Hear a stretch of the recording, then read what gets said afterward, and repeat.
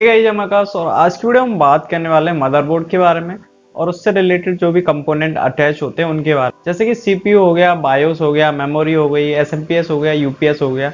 इन सब के बारे में बात करने वाले हैं, तो वीडियो काफी इंटरेस्टिंग होने वाला है। वीडियो को एंड तक देखना। उससे पहले चैनल पर नए हो तो चैनल को सब्सक्राइब करके बेल आइकन को प्रेस कर लो, जिससे कि आने वाली वीडियोज की अपडेट आपको सबसे पहले मिल जाए। तो चलिए आज का वीडियो स्टार्ट करते हैं। तो सबसे पहले बात करते हैं मदरबोर्ड के बारे में। बेसिकली मदरबोर्ड होता क्या है? मदरबोर्ड बेसिकली एक पीसीबी होती है जिसपे कई सारे कंपोनेंट अटैच होते हैं जो कि हमारे कंप्यूटर को चलाने के लिए नेसेसरी होते हैं। जैसे कि कनेक्टर हो गए जिनका यूज हम एडिशनल कोई डिवाइस कनेक्ट करना हो उसके लिए इसका यूज करते हैं। नेक्स्ट हमारे कंट्रोलर्स हो गए, जो भी सारी डिवाइसेस होती हैं उनको कंट्रोल करने के लिए हमारे कंट्रोलर्स लगे होते हैं मदरबोर्ड पे, जो कि हमारी डिवाइसेस को कंट्रोल करते हैं। फॉर एग्जाम्पल जैसे हमारा कीबोर्ड हो गया, तो उसके लिए हमारे मदरबोर्ड पे कीबोर्ड कंट्रोलर अवेलेबल होगा। माउस के लिए माउस कंट्रोलर, हार्ड डिस्क के लिए हार्ड डिस्क कंट्रोलर। इसी तरह जितने भी डिवाइस हमारे कनेक्टेड होते हैं उन सब का कंट्रोलर हमारे मदरबोर्ड पे होता है, क्योंकि बिना कंट्रोलर के कोई भी डिवाइस काम नहीं करेगा। तो इसलिए सारे कंट्रोलर्स हमारे मदरबोर्ड पे अवेलेबल होते हैं। अगर हम चिप की बात करें तो मदरबोर्ड पे कई सारी चिप अवेलेबल होती हैं। तो उन सारी चिप को हम मदरबोर्ड चिपसेट कहते हैं। आज के टाइम पे जितने भी मदरबोर्ड आ रहे हैं वो डुअल प्रोसेसर के साथ में आ रहे हैं। इसका मतलब है कि हम एक ही टाइम पे दो प्रोसेसर अपने मदरबोर्ड पे लगा सकते हैं और उनका एट अ टाइम यूज कर सकते हैं। तो इससे क्या होगा ना, हम कोई भी टास्क करेंगे तो वो काफी ज्यादा फास्ट हो जाएगा। कितना भी हाई एंड टास्क हो उसको हम आसानी से कर सकते हैं, क्योंकि यहाँ पे दो प्रोसेसर एक साथ काम कर रहे हैं तो उनकी परफॉर्मेंस है वो काफी ज्यादा हाई हो जाएगी। तो इस वजह से हमारा कोई भी टास्क है वो आसानी से हो जाएगा बिना किसी लैग या बिना किसी बफरिंग के। तो ये तो हो गया मदरबोर्ड के बारे में। अब बात करते हैं इस मदरबोर्ड से अटैच जो भी कंपोनेंट होते हैं उनके बारे में। तो सबसे पहले बात करते हैं सीपीयू के बारे में। सीपीयू का फॉर्म होता है सेंट्रल प्रोसेसिंग यूनिट, जिसे हम ब्रेन ऑफ द कंप्यूटर भी कहते हैं। आपने बचपन में पढ़ा होगा, बुक्स में लिखा होता है CPU is a brain of computer. तो इसे हम कंप्यूटर का ब्रेन भी कहते हैं। ये देखने में बिल्कुल स्मॉल चिप की तरह होता है, छोटी चिप की तरह होता है, जो कि मदरबोर्ड पे लगा होता है, जिसका काम होता है किसी भी टास्क को प्रोसेस करना। जो भी हम इनपुट देते हैं उस इनपुट को प्रोसेस करके आउटपुट देना ही सीपीयू का काम होता है। ये जो काम होता है वो काफी ज्यादा फास्ट होगा। जैसे कि हमने देखा है कि कंप्यूटर में कोई भी कैलकुलेशन करते हैं वो तुरंत हो जाती है, माइक्रो सेकेंड्स में वो कैलकुलेशन हो जाती है, चाहे वो कितनी बड़ी कैलकुलेशन क्यों ना हो। सीपीयू की जो स्पीड होती है उसे हम मेगाहर्ट्ज में मेजर करते हैं। अगर हम इसके मैन्युफैक्चरिंग कंपनी की बात करें तो इंटेल एक one of the biggest manufacturing company है पूरे वर्ल्ड में, जो कि इंटेल प्रोसेसर बनाती है और मार्केट में सेल करती है। दूसरी कंपनी है वो है एएमडी। अगर इन दोनों कंपेरिजन की बात करें तो आज के टाइम पे मार्केट में इंटेल की ज्यादा डिमांड है, एएमडी की कम है। इंटेल की बात करें तो इंटेल की एक कोर सीरीज है जिसकी मार्केट में काफी ज्यादा डिमांड है, जैसे कि i3 हो गया, i5 हो गया, i7 हो गया, i9 हो गया। तो इन सब की काफी ज्यादा डिमांड है आज के टाइम पे मार्केट में। इनका जो लेटेस्ट प्रोसेसर कोर सीरीज का वो है i9। i9 काफी पावरफुल प्रोसेसर है जिससे हम कोई भी टास्क आसानी से परफॉर्म कर सकते हैं। इंटेल कोर सीरीज के अलावा और भी प्रोसेसर इसने बनाए हैं पहले, जैसे कि इंटेल पेंटियम हो गया, सेल्डॉन हो गया, डुअल कोर हो गया। तो ये प्रोसेसर इंटेल ने कोर सीरीज से पहले बनाए हैं, जो कि आज के टाइम पे काफी कम यूज इनका रह गया है। जिन्होंने पहले से यूज कर रहे हैं वही लोग यूज कर रहे हैं, जिन्होंने अपग्रेड नहीं किया नहीं आज के टाइम पे ये मार्केट में खत्म हो गए हैं। एएमडी की बात करें तो एएमडी का राइजन सीरीज है वो काफी ज्यादा आज के टाइम पे पॉपुलर है। आज के टाइम पे गेमर्स वगैरह हैं वो राइजन सीरीज ही परचेज कर रहे हैं। नेक्स्ट हम बात करते हैं बायोस के बारे में। बायोस के फुल फॉर्म होता है basic input output system. BIOS एक इनबिल्ट सॉफ्टवेयर होता है जो कि मदरबोर्ड पे चिप में अवेलेबल होता है। बायोस का काम होता है मदरबोर्ड से जितने भी कंपोनेंट कनेक्ट होते हैं, यानी कंप्यूटर से जितने भी डिवाइसेस कनेक्ट होते हैं उनका सबका रिकॉर्ड बायोस के अंदर रहता है कि कौन कौन से डिवाइस हमारे कंप्यूटर से कनेक्टेड है, और उनके बीच में कम्युनिकेशन प्रोवाइड कराने का काम करता है हमारा बायोस। जैसे कीबोर्ड हो गया, माउस हो गया, हार्ड डिस्क हो गई, और भी कई सारे कंपोनेंट या डिवाइसेस जो कि हमारे कंप्यूटर से अटैच्ड होते हैं। पुराने कंप्यूटर्स में क्या होता था ना, जो बायोस होता था वो रीड ओनली बायोस होता था।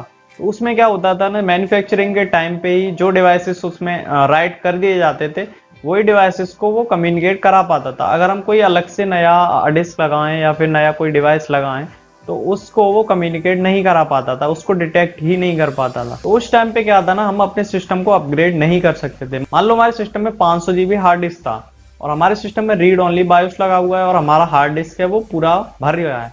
अब हम चाहते हैं कि उसको अपग्रेड करके 1 TB या 2 TB हार्ड डिस्क लगा लें। तो उस केस में हम नहीं लगा सकते, क्योंकि अगर हम नया हार्ड डिस्क लगाएंगे तो हमारा जो बायोस है वो डिटेक्ट नहीं कर पाएगा कि हमारे सिस्टम में कोई नया डिवाइस या नया कंपोनेंट लगा हुआ है।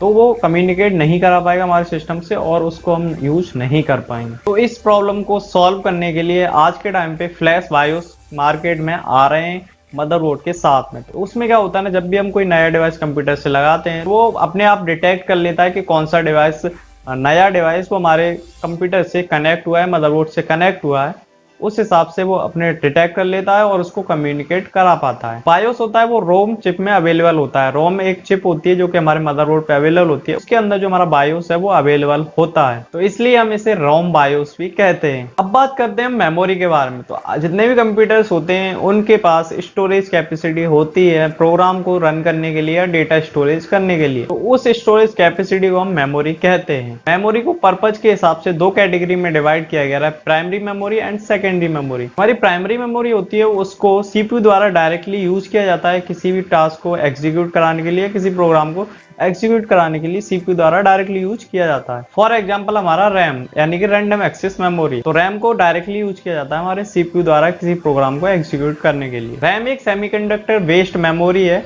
जिसके द्वारा सीपीयू या कोई अदर हार्डवेयर आसानी से डेटा को रीड एंड राइट कर सकता है। रैम को हम वॉलेटाइल मेमोरी भी कहते हैं क्योंकि रैम में तभी तक डेटा स्टोर रहता है जब तक हमारे रैम को पावर मिलती रहे। जैसे ही पावर कट होगी वैसे ही हमारा रैम का डेटा वो है चला जाएगा, रैम खाली हो जाएगी। जैसे कि आपने देखा ही होगा कि कभी हम काम कर रहे होते हैं अपने कंप्यूटर पे और अचानक से लाइट चली जाती है, तो मान लो हमने MS वर्ड ओपन कर रखा है और अचानक से लाइट चली जाती है, तो हमारा सिस्टम क्या है ना अचानक से शट डाउन हो जाता है अगर यूपीएस या इन्वर्टर नहीं है। तो जब लाइट आएगी तो हम नेक्स्ट टाइम जब कंप्यूटर को खोलेंगे तो वो हमें MS वर्ड है वो खुला हुआ नहीं मिलेगा, क्योंकि जो MS वर्ड था जब हम चला रहे थे वो रैम में स्टोर था।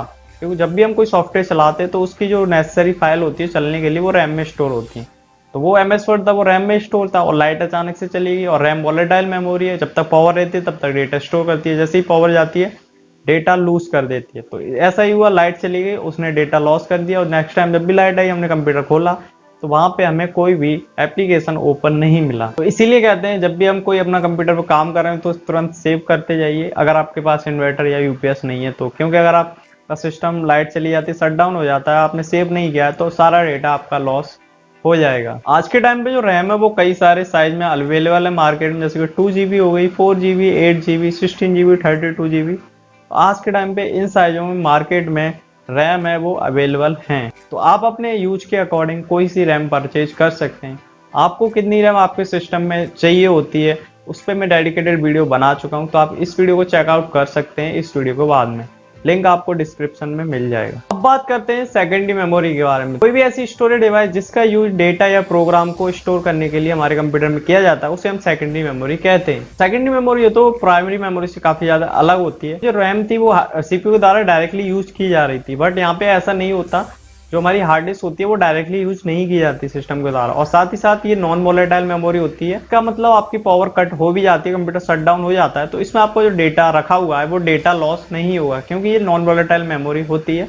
इसमें आपका डेटा सेफ रहता है इनकेस अगर लाइट चली भी जाती है तो। इसके एग्जाम्पल की बात करें तो इसका एग्जाम्पल हो गया हमारी hard disk, pen drive.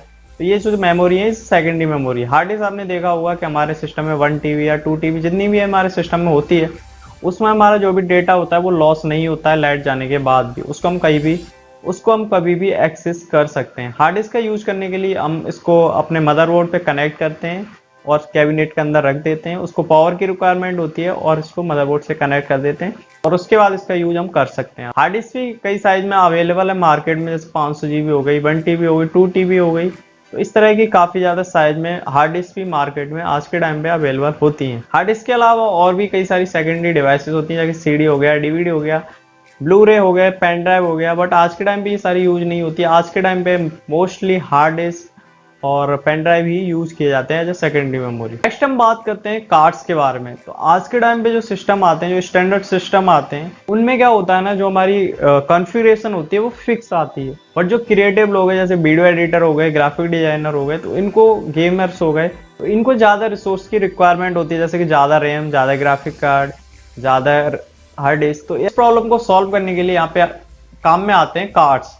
Cards basically एक छोटी पीसीबी टाइप होती है जो कि मदरबोर्ड पे लगते हैं। मदरबोर्ड पे एक्सपेंसिव स्लॉट्स होते हैं, जैसे कि आप इस पिक्चर में देखते हैं, तो इन स्लॉट्स में उस पीसीबी टाइप को लगा दिया जाता है। जैसे कि आज के टाइम पे कई सारे कार्ड्स मार्केट में अवेलेबल हैं, जैसे ग्राफिक कार्ड हो गया, साउंड कार्ड हो गया, NIC कार्ड हो गया। इस तरह के जो कार्ड्स होते हैं वो अवेलेबल होते हैं। तो जिस कार्ड का आप यूज करना चाहते हैं उस कार्ड को मदरबोर्ड के एक्सपेंशन स्लॉट पे लगा के उसको यूज कर सकते हैं। नेक्स्ट हम बात करते हैं एसएमपीएस के बारे में। एसएमपीएस का फुल फॉर्म होता है स्विच मोड पावर सप्लाई। इसके नाम से ही पता चल रहा है कि ये पावर सप्लाई होती है जो कि हमारे कंप्यूटर को पावर सप्लाई देने के काम में आती है। बिना पावर सप्लाई के कोई भी डिवाइस काम नहीं कर सकता। ऐसे में पावर सप्लाई वो इंपॉर्टेंट पार्ट बन जाता है हमारी एक डिवाइस का। तो कंप्यूटर में यूज किया जाता है SMPS switch mode power supply. Computer में बैक साइड में लगा होता है, जहाँ पे बैक साइड में एक एग्जॉस्ट फैन होता है यानी कूलिंग फैन होता है और पावर कॉर्ड होता है। पावर कॉर्ड केबल से हम डायरेक्टली 220 वोल्ट यानी जो घर में नॉर्मल सप्लाई आती है उसमें लगा देते हैं और एसएमपीएस में पावर कॉर्ड में लगा देते हैं। उसके बाद एसएमपीएस का काम होता है कि जो हमारी 220 वोल्ट एसी आ रही है उसको डीसी में कन्वर्ट करके, जैसे ही हमारा 220 हमारा घर से आया जो बोर्ड लगा होता है, तो 220 वोल्ट एसी आया तो उसका काम है कि उसको डीसी में कन्वर्ट करना। वो डीसी में कन्वर्ट करता है और डीसी में कन्वर्ट करने के बाद वो मदरबोर्ड पे सप्लाई दे देता है। जैसे कि हार्ड डिस्क को 5 वोल्ट चाहिए या फिर रैम को जितना वोल्ट चाहिए उसको अपने हिसाब से डिवाइड कर देता है जिसको जितना चाहिए होता है। एसएमपीएस का बेसिकली यही काम आता है, जो 220 वोल्ट एसी आ रही है उसको डीसी में कन्वर्ट करके जिस चीज़ को जितनी पावर चाहिए उनको डिस्ट्रीब्यूट करना। जैसे कि रैम को पावर चाहिए, हार्ड डिस्क को पावर चाहिए और भी जो भी कंपोनेंट लगे होते हैं मदरबोर्ड पे उनको पावर चाहिए, तो उन सबको पावर देने का काम करता है हमारा एसएमपीएस।